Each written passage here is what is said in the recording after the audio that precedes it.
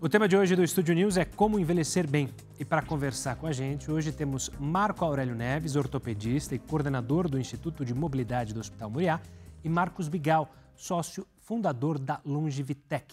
Sejam muito bem-vindos. Hoje, Marco e Marcos. Prometo me prestar atenção para não fazer a confusão, mas muito bem-vindo, doutor. Obrigado pelo convite, um prazer estar aqui com vocês.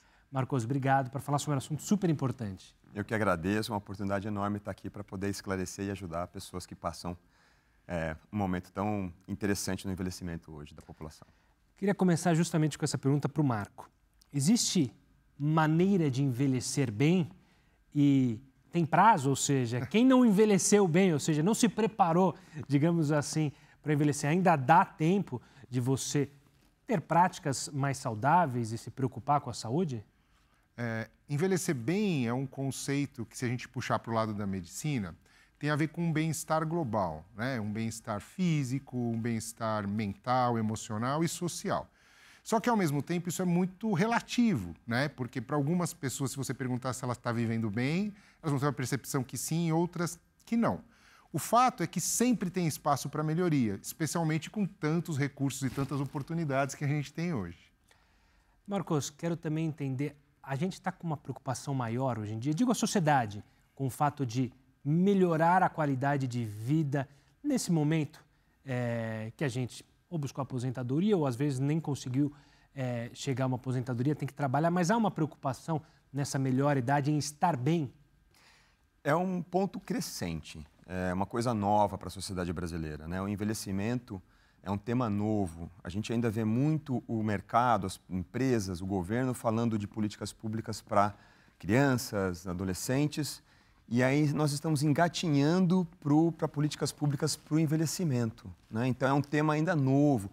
Outro dia eu vi uma matéria, uma reportagem de uma grande multinacional americana fazendo um anúncio sobre o envelhecimento. Aquilo até me surpreendeu, porque é uma coisa extremamente nova, e você ter esse olhar, se preocupar com envelhecer bem, é ainda um tema que ainda precisa de muita atenção. Eu quero também entrar num ponto que é justamente um estereótipo, comparando com homens e mulheres. De fato, a mulher envelhece melhor que o homem ou se preocupa mais com o envelhecimento? O homem deixa levar, vai levando, depois eu vou no médico, só vai no médico quando aparece algum problema. Isso afeta o envelhecimento? Tem muitas coisas que o gênero se diferenciam. Um fato cabal, definitivo, é que as mulheres vivem mais que os homens. Isso é um fato, né?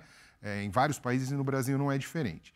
Mas também existem várias evidências de que elas se cuidam um pouco mais que os homens. Os homens tendem a deixar a coisa ficar um pouquinho mais complicada, mais difícil para correr atrás, né? Então, realmente, isso vai criando alguns estereótipos. E nessa realidade muito nova do envelhecimento, como o Marcos citou, a gente não estava preparado. O Brasil envelheceu, se a gente considerar aí o histórico mais recente, muito rápido, nas últimas 3 décadas. Quando a gente estudou, a pirâmide era diferente já, né? Hoje o Brasil tem uma característica de país europeu, só que não com os benefícios e com a programação que aconteceu lá fora ao longo dos anos. E isso está tendo muito impacto hoje em dia. Pegando esse ponto da sociedade, Marcos, a gente está preparado como sociedade para receber cada vez mais uma população mais velha? E nos problemas, quando eu falo sociedade, na sociedade, digo, na cidade, a cidade está preparada para receber as pessoas mais idosas? O preconceito, ainda não há preconceito com os mais velhos? Olha, é mais velho, não serve para nada, deixa encostado ali. De novo, é um grande desafio. A gente não está preparado para isso, né? Nem nós como sociedade. Realmente a gente tem um lado pejorativo de olhar para o idoso no trabalho, né? Um idoso trabalhando com 65, 70 anos. Essa molecada que vem, olha, poxa, mas esse cara não entende mais do mundo como é hoje, né? Então existe todo esse preconceito. E as cidades não estão preparadas. São raras as cidades no Brasil que possuem programas efetivos para manter a qualidade de vida para o idoso, seja na parte social, na parte física, mental, da estrutura do seu entorno, do seu bairro, né? Então, cada vez mais a gente vê assim, as políticas públicas sendo renegadas e as pessoas tendo cada vez mais dificuldade de aceitar a perpetuação do idoso na sociedade em todas as formas. Pegando a questão da parte física, a gente pode dizer quais seriam os problemas físicos mais recorrentes no envelhecimento, pela falta, talvez, de preparo para esse envelhecimento? Olha, a gente tem uma série de patologias que acometem mais comumente as pessoas ao longo da vida e conforme a idade vai chegando. Do ponto de vista ortopédico, que é a minha especialidade, a gente sempre fala muito da artrose, que é o desgaste das articulações, da osteoporose, que é a fraqueza dos ossos e os riscos de fratura, doenças reumatológicas. Mas tem igualmente importância alterações neurológicas, como, por exemplo, o AVC, que gera sequelas de limitação, ou mesmo doenças associadas à demência, como o Alzheimer, que também acabam afetando a independência e a mobilidade das pessoas. E aí, então, também as doenças crônicas, diabetes e outras situações, até mesmo o câncer, que é cada vez mais comum, porque as pessoas têm vivido mais, que, de uma forma global, tem o potencial de afetar a rotina das pessoas nessa faixa etária.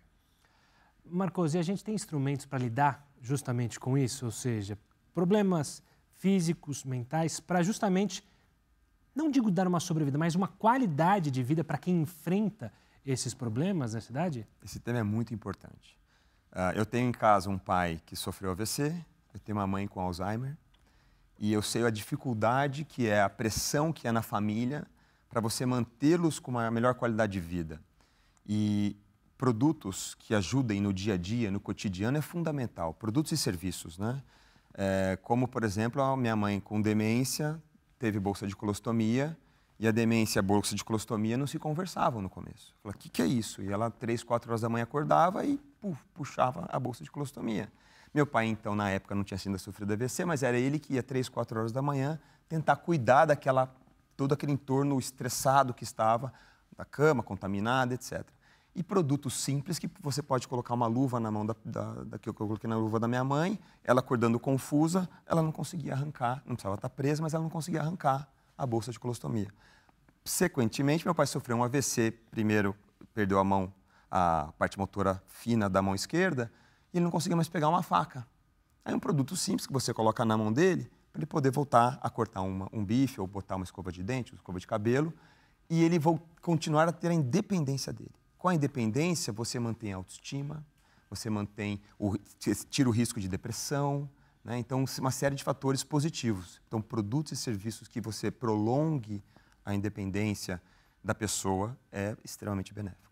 Doutor, pegando isso, né, o quão importante, e você que lida com pacientes, dá para perceber quando um paciente perde a autoestima por uma deficiência da mobilidade ocasionada por alguma doença ou por um choque, alguma colisão, o quanto que isso é importante, manter a autoestima do paciente para ele não ter uma caída, de ver a vida com outros olhos. Isso é extremamente importante, né? Primeiro, pelo que a gente já citou, existe sim um estigma na sociedade. E é muito curioso isso porque, assim, se criou um ideal de juventude, de bem-estar associado aos anos mais preliminares, e nada disso associado ao futuro. Sendo que há um pouco tempo atrás, no começo da década de 20, na década passada, era um desafio se viver acima de 35, 40 anos, século passado, né? 35, 40 anos, essa é a expectativa de vida. A pessoa não tinha nem a preocupação de chegar a 70, 80 anos. Então isso devia ser uma coisa muito boa. E eu sempre lembro a memória de uma conversa que eu tive com meu avô, ele era jovem, devia ter uns 60, 65 anos, e eu perguntei uma vez para ele assim, mas avô, é muito ruim ficar velho? Ele falou assim, não, filho, a outra alternativa é muito pior, né? E é verdade. Então, se viver bem é uma coisa que é saudável e que é desejável, né? Agora, passado esse estigma, quando a pessoa se vê limitada, quando a pessoa se vê incapacitada, isso reforça essa sensação de que ela é marginalizada. E, às vezes, não precisa ser uma coisa tão desafiadora. O paciente, por uma artrose, por exemplo, quadril joelho, ele perde autonomia para ir no banheiro, para calçar um sapato, uma meia, gostaria de passear no shopping e não consegue. A gente vê muitos idosos que se realizam, ali, às vezes, cuidando dos netos e os filhos já não têm a mesma segurança de deixar eles fazerem isso. Então, isso vai afetando a autoestima de uma forma que, quando o paciente chega, a gente percebe isso muito claramente. E é muito comum as doenças ortopédicas, especialmente, estarem associadas com um grau de depressão, assim, diagnosticável, clínico. Olhando ainda nesse ponto de como a sociedade vê o idoso, e principalmente no preconceito, ainda existe esse receio, como o doutor falou, de deixar o jovem, deixar um jovem com um idoso? O quão é importante misturar jovens, idosos, para justamente não marginalizar, só deixar os velhos com os velhos? Isso ajuda muito na parte emocional, né? O jovem, ele traz uma vivacidade para a casa do idoso, né? Ele agita a casa, ele traz amor, bagunça, cuidar, e aí isso para o idoso é fundamental para ele falar assim, nossa, eu estou vivo, eu consigo cuidar do meu neto, eu consigo cuidar do meu sobrinho, do meu afilhado, isso traz jovialidade para ele. E quando você tem todo um aparato no entorno do idoso, você tira o medo do filho deixar o neto, né, com o idoso. Porque ele está cercado de segurança. Então, adaptar uma casa, tirar um tapete, adaptar um banheiro, tudo isso você traz segurança para o ambiente, para o lar, e com isso você consegue mitigar todos os riscos que possa ter ou o filho possa acreditar que possa ter.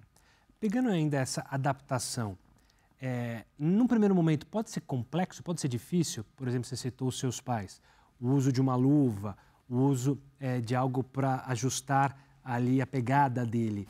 Há uma reticência dos idosos? Como lidar quando ocorre isso ou quando pode ocorrer, assim, de se sentir menosprezado? Ou seja, preciso de um aparelho para me ajudar, preciso de uma casa adaptada. O quanto que isso pode influenciar e como lidar com isso? Acho que são dois universos. O primeiro universo é você adaptar a sua casa. Um tapete, por exemplo, é um risco altíssimo de queda. O doutor deve evidenciar isso direto no consultório dele.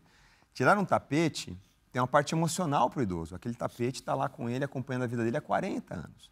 Mas é fundamental você tirar o tapete para evitar o risco. É fundamental você adaptar o box, o banheiro, com barras, bancos. Então você tem que entender e trabalhar junto com o idoso, colocar os riscos e os benefícios, e aí é um trabalho de convencimento.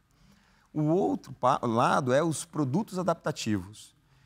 Outro dia eu fui tentar abrir uma tampa de azeite, uma lata de azeitona, eu não consegui abrir. E eu me considero uma pessoa forte, né? Eu não consegui abrir.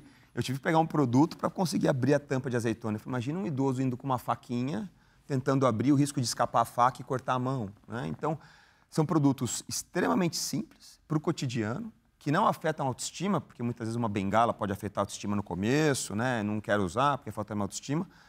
Mas é uma construção. Não é de uma noite para o dia que você constrói isso, mas é uma construção que a família tem que fazer junto com o idoso para que possa adaptar tanto a casa quanto produtos adaptativos para o seu cotidiano. Também queria ouvir do doutor sobre esse ponto. E tem outro aspecto importante, isso aí é indiscutível, né? A grande maioria dos acidentes domésticos acontecem por questões banais e realmente dentro de casa. Assim, o idoso, raramente ele é atropelado na rua, ele é submetido à violência urbana, né? As grandes complicações que a gente tem são de acidentes simples domésticos, tem a ver com a banheira, com o banheiro que não tem um segurador, o chão liso, o tapetinho clássico, a gente vê isso com muita frequência.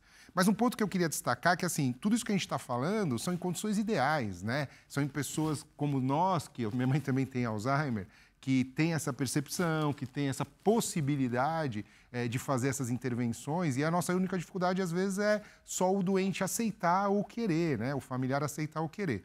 Mas preciso lembrar que boa parte da população nem tem esse acesso, né? Aqui em São Paulo tem um trabalho muito interessante que na mesma cidade, se a gente pegar regiões diferentes, por exemplo, o Jardim Ângela ou o Jardim Paulistano, a expectativa de vida pode variar de 20 a 25 anos. Então, são condições sociais muito diferentes que também a gente tem que lidar.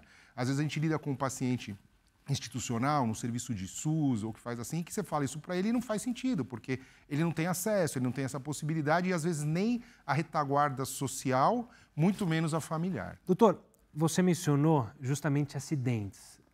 Eu queria que o senhor explicasse, né, por que acidentes tão corriqueiros acabam causando tantos problemas. A gente vê acidentes que, às vezes, parecem simples, um tropeção, mas acabam tendo impacto. Tudo isso a gente pode botar na conta da artrose, do envelhecimento do osso. O que é? Na verdade, o grande problema é a fragilidade física desses pacientes, né? O idoso ele tem uma dificuldade muito grande, especialmente no que diz respeito à saúde óssea. Então, uma queda banal em casa, ela quase sempre pode significar uma fratura. E dependendo da fratura, as mais comuns são de fêmur, húmero, ombro ou punho. A de fêmur é altamente incapacitante E para você ter ideia da importância disso, está associada a quase 40% de risco de morte no primeiro ano depois da fratura. Isso porque o idoso tem a rotininha dele, isso fica absolutamente afetado com esse evento. Então, ele fica acamado, ele fica limitado, aumenta o risco de infecções, risco de fenômenos de trombose, e as complicações que ele já tinha, mas estão equilibradas, podem desencadear um quadro que leva a desfechos mais graves. Pegando esse gancho, por favor. Só para complementar, semana passada, minha tia, limpando o quintal, escorregou, caiu, quebrou o ombro, quebrou o fêmur, vai ficar 4 semanas acamada. Pegando esse gancho, Marcos, a gente vê que a cidade e também até as próprias empresas, quando esses idosos estão trabalhando, se tornaram verdadeiros desafios problemáticos. Esse é um problema que a nossa sociedade tem que saber lidar, ou seja, preparar cidades, ambientes, para que eles não fiquem justamente nessa situação de ficar marginalizados em casa, porque se sair o risco de cair é maior, e já caiu uma vez, então tem mais um receio. É ultra importante. Hoje nós temos mais idosos no Brasil do que pessoas entre 0 e 14 anos. Então, é urgente que o poder público faça uma política pública específica para idosos. Em cada cidade criar suas políticas públicas para fazer com que essa população, que cada vez aumenta, cada vez vai aumentar mais, né? Em 2060 nós vamos ter 68 milhões de idosos. Hoje nós temos 34. Então, veja, a população vai dobrar de tamanho, né? nesse segmento. Se o Estado não for criar políticas públicas específicas, o problema que vai recair dentro da saúde pública vai ser enorme. Então, é vitória, que a gente diz, né? O Estado cuida de políticas públicas e ele reduz a incidência de recorrência de idosos doentes no seu sistema público de saúde. Pegando essa questão da saúde pública, como é possível envelhecer de uma forma a tentar minimizar ao máximo problemas corriqueiros? Porque, como vocês mencionaram no primeiro bloco, obviamente que há algumas doenças que são mais complexas. Um Alzheimer é algo muito mais complexo de você se precaver. Mas, por exemplo, ter a qualidade do corpo preparado fisicamente, é possível ir se preparando para essa idade? Sem dúvida nenhuma, né? E mais do que isso, é muito mais simples do que a gente imagina. Quanto mais a medicina avança em conhecimento, mais informação a gente tem de que algumas coisas extremamente simples que nossos avós, nossos pais já nos orientavam, elas são extremamente importantes. Por exemplo, questão nutricional, né? Alimentação. É fundamental para um envelhecimento saudável, para uma condição osteomuscular saudável e global, pensando no corpo. Atividade física, o impacto disso na faixa etária acima dos 60 anos é absurda. É uma coisa que é um hábito que a gente vai desenvolvendo ao longo da vida, né? Se você faz, já pratica, gosta, é mais fácil, mas muitas vezes a gente precisa estimular uma pessoa que nunca fez exercício a começar nessa faixa etária. Se afastar de hábitos e substâncias tóxicas, fumo, bebida em excesso, tudo isso também tem o potencial de complicar. E a gestão de doenças crônicas, que a gente sabe que tem um alto risco de acontecer, pressão alta, colesterol, diabetes, tudo isso é muito manejável, né? Às vezes a gente pensa naquelas questões muito graves, como câncer ou Alzheimer, que a gente não tem tanto conhecimento, mas tem um pool de informações que a gente já tem hoje, que se a gente realmente quiser mudar, transformar a vida no momento agora, para ter mais qualidade no futuro, é totalmente possível e viável de se fazer. Posso complementar? Claro. Eu assisti um documentário outro dia falando de zonas azuis, não sei se o doutor já viu, que é fantástico, falando de algumas regiões no mundo que tem uma população acima dos 100 anos, muito acima da proporcionalidade do resto do mundo. E além dos pontos que o doutor elencou, tem alguns outros pontos como você ter um propósito na vida. Então, pode ser uma coisa simples, fazer meu jardim, fazer uma hortaliça, ter amigos e ter a família por perto. Então, essas zonas azuis que tem no Japão, tem na Itália, no México, nos Estados Unidos, tem esses pontos em comum, somados com o que o doutor falou e o que eu falei, que isso faz com que a pessoa consiga viver acima dos 100 anos. Não precisa ser nenhuma mágica, são coisas simples do cotidiano, como alimentação, saúde, exercício, mas ter também outros componentes fundamentais. Você tocou num ponto que eu queria justamente mencionar, relacionamento, porque às vezes a família, quando tem um seio familiar, fala, eu preciso cuidar do idoso, obviamente o idoso está comigo, mas a necessidade dele ter um outro ambiente, o ambiente dos amigos próprios, das relações interpessoais, não tão dependente da família, é essencial. Você falou nessa questão das zonas azuis, né? Isso é exatamente o que eu queria questionar. É importante para um envelhecimento bem feito não ficar só um dependendo do outro. É essencial porque é a continuação da sua vida, né? Hoje nós somos assim, mais jovens, né?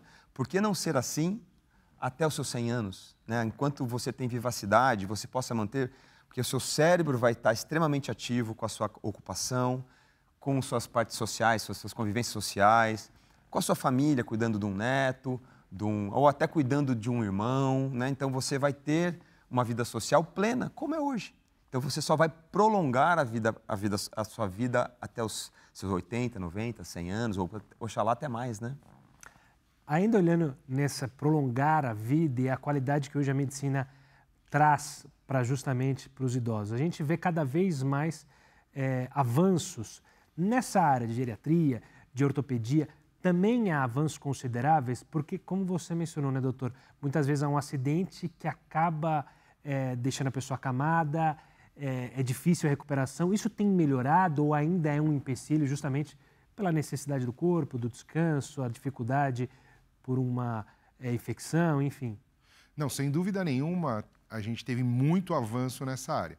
Até porque é um problema extremamente comum. Você vê, eu falei da fratura, ele tem um exemplo recente, próximo, e você não tem ideia do quanto isso é comum, do quanto isso é rotina nos prontos-socorros que a gente convive, não só aqui em São Paulo, mas no Brasil inteiro.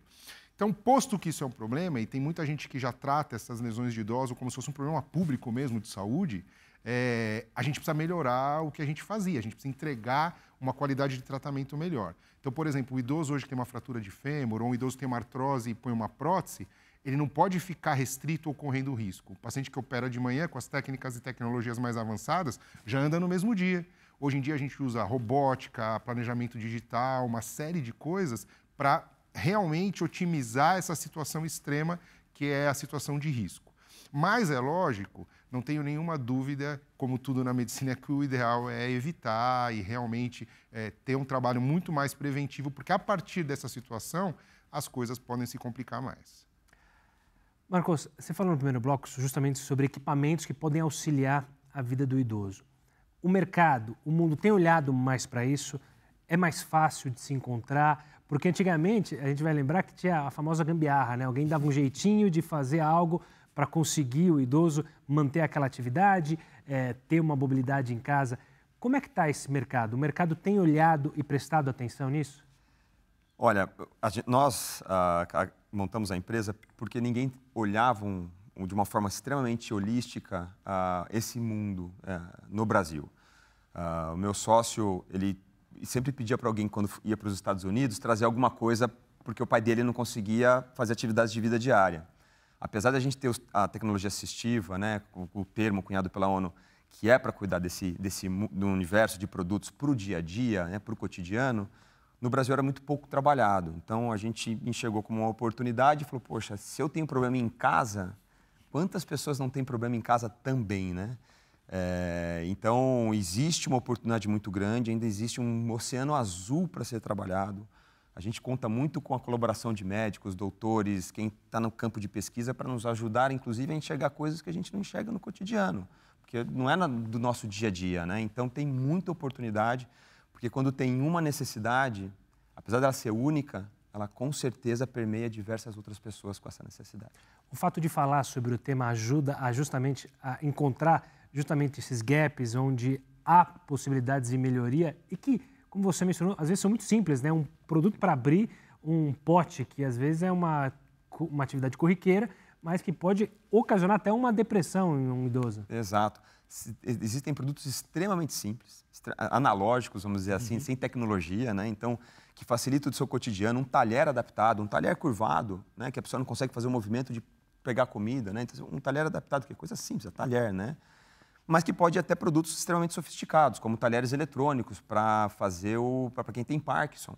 E ele faz um contraponto na ponta para poder voltar a se alimentar sem se sentir envergonhado, né, num ambiente externo, né? Em casa, muitas vezes, a pessoa se sente vergonha. Imagina no ambiente externo. Teve um amigo nosso, a gente fez uma luva com peso na mão para fazer um contrapeso na mão, e ele não saía mais de casa. E aí, depois de 2 semanas, a gente viu ele num casamento. Aí meu sócio ligou para ele e falou assim, nossa, eu te vi no casamento, que legal, que feliz. Ele falou assim, graças a vocês. Que um produto simples, extremamente simples, com peso na mão, ele pôde voltar ao seu cotidiano normal. Imagina o impacto psicológico e emocional para essa pessoa. E acho que tem uma outra coisa importante, né? Como você mesmo mencionou, como essa população tende a crescer muito, a face boa do capitalismo é essa, vai criar uma oportunidade porque é um mercado absurdo, né? Se a gente pensar, por exemplo, no mercado imobiliário, quando há um tempo atrás eu procurava apartamento, o clássico era aquele 2, 3 apartamentos, uma coisa meio familiar, só que nesse contexto a gente vai ter que pensar talvez em imóveis adaptados para pessoas que vivem sozinhas ou casais de idosos.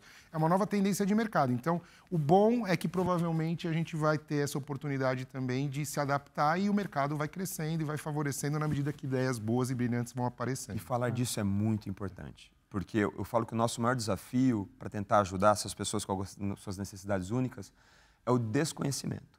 Como é que eu faço com que as pessoas saibam que existe alguma coisa que vai ajudá-la de forma rápida, direta, simples, mas que ela tem o desconhecimento, ela não sabe que existe aquela solução para ela. Então, falar disso é muito importante.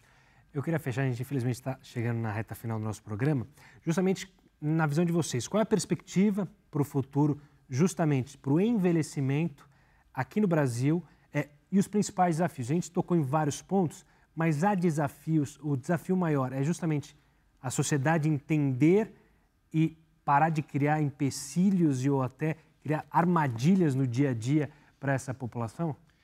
Esse assunto é extremamente complexo e ele é multifacetário, né? Eu acho que o grande desafio, na verdade, começa com nós mesmos, né? As pessoas terem essa percepção de que envelhecer é uma parte natural do processo. Não é uma cirurgia aos 65 anos que vai te dar uma aparência de 20, você tem que aprender a conviver com a sua limitação de mobilidade. É natural. Todo mundo vai passar por isso e que bom que a gente vai passar por isso.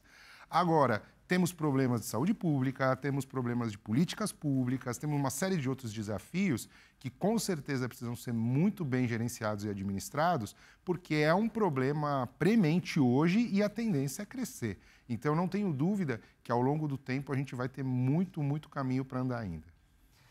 Veja, em 25 a 30 anos a gente vai dobrar a população de idoso. Então, é um tema que a gente tem que falar consistentemente, cobrar das nossas autoridades consistentemente para ter um plano estratégico para que essa jornada desse crescimento da população ela aconteça de forma objetiva, com políticas públicas, de forma objetiva para aceitação, como o doutor falou, né, do envelhecimento de forma natural.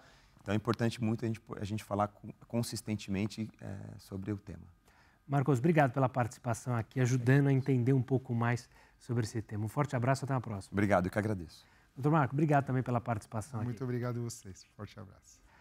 O Dia News de hoje fica por aqui. Eu conversei com Marco Aurélio Neves, ortopedista e coordenador do Instituto de Mobilidade do Hospital Moriá, e com Marcos Bigal, sócio fundador da Longevitec. Você já pode acompanhar essa entrevista lá no nosso canal no YouTube, também pelo Play Plus e pelo nosso podcast. Eu espero você no próximo programa. Até lá!